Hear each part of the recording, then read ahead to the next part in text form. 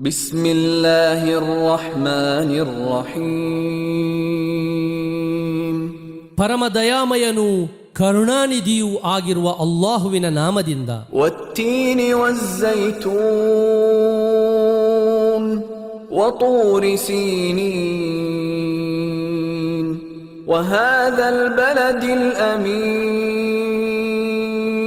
ಅಂಜೂರ, ಆಲಿವ್, ಸೀನಾ ಪರ್ವತ ಮತ್ತು ನಿರ್ಭೀತವಾಗಿರುವ ಈ ಪಟ್ಟಣದ ಮೇಲಾಣೆ. لقد خلقنا الإنسان في أحسن تقويم ಖಂಡಿತವಾಗಿಯೂ ನಾವು ಮನುಷ್ಯನನ್ನು ಅತ್ಯುತ್ತಮ ರಚನೆಯೊಂದಿಗೆ ಸೃಷ್ಟಿಸಿರುವೆವು. ثم رددناه أسفل سافلين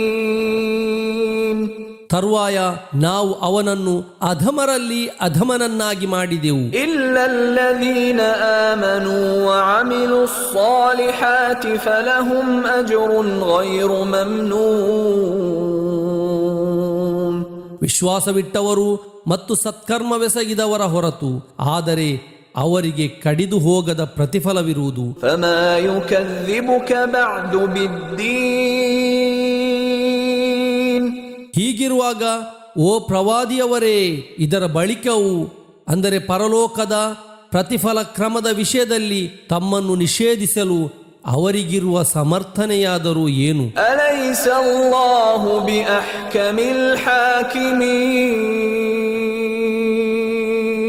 ಅಲ್ಲಾಹು ತೀರ್ಪುಗಾರರಲ್ಲೇ ಅತಿ ದೊಡ್ಡ ತೀರ್ಪುಗಾರನಲ್ಲವೇ?